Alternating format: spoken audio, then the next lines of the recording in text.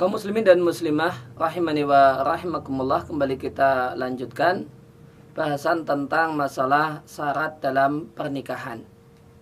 Maka di antara syarat dalam pernikahan adalah syarat-syarat yang syarat tersebut batal, ya, tidak teranggap, namun itu tidak mempengaruhi akad. Di pertemuan yang lewat telah kita bahas adanya sejumlah syarat yang menyebabkan akad batal. Ya, maka syaratnya batal, akadnya batal. Namun ada juga syarat dalam pernikahan yang syaratnya batal namun akad nikahnya tetap sah. Ya, di papan tulis telah kami catatkan sejumlah contoh persyaratan dalam pernikahan di mana persyaratan tersebut batal namun tidak mempengaruhi keabsahan pernikahan. Yang pertama adalah syarat untuk tidak diberi mahar. Maka ada seorang perempuan yang ingin sekali menikah, ya, karena boleh jadi dia gadis tua, ya, maka dia boleh jadi gadis tua secara ekonomi mapan, dia hanya sekedar ingin dapat status, ya, sebagai seorang istri. Maka dia meminta kepada seorang laki-laki untuk menikahinya, dan ada kontrak, ada perjanjian. Perjanjiannya adalah tolong nikahi diriku, dan engkau tidak usah bayar mahar. Maka seandainya ada pernikahan semacam ini, maka syarat itu tidak sah, syarat batal, namun akad nikah tetap sah. Sehingga ketika terjadi akad nikah dalam kasus ini, akad nikah sah. Tidak ada masalah dengan akad nikah, namun suami tetap memiliki kewajiban untuk membayar mahar. Ya, maharnya adalah mahar standar layaknya untuk perempuan yang dia nikahi menurut urf dan budaya yang ada di lingkungan tersebut. Kemudian contoh kasus yang lain, contoh yang kedua untuk persyaratan yang batal namun itu tidak mempengaruhi keabsahan pernikahan adalah tidak diberi nafkah. Artinya ada seorang perempuan yang mapan secara ekonomi, boleh jadi dia wanita karier, namun dia sampai jadi gadis tua, kemudian dia sangat menginginkan status sebagai seorang istri, maka dia meminta kepada seorang laki-laki untuk menikahinya, dan mereka berdua ini membuat persyaratan.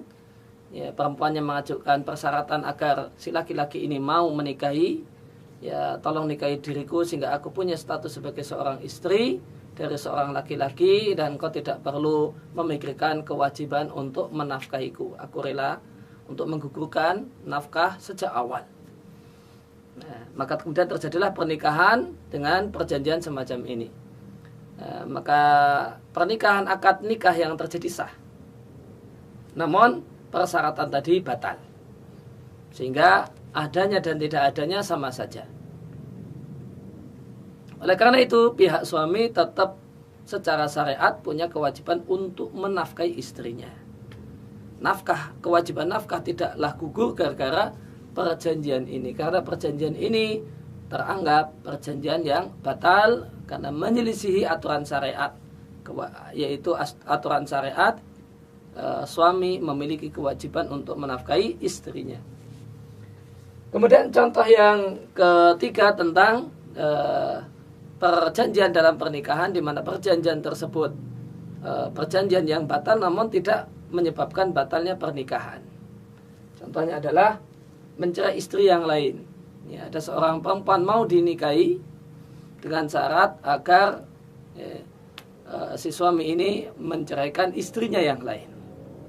Ya, saya mau kau nikahi, namun si fulanah itu tolong dicerai. Maka suami pada menerima, oh ya, saya nikahi dulu dirimu baru saya akan cerai.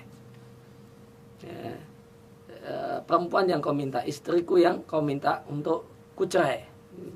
Akhirnya terjadilah pernikahan dengan perjanjian setelah akad nikah si laki-laki akan mencerai istrinya yang A misalnya. Maka perjanjian semacam ini perjanjian yang batal.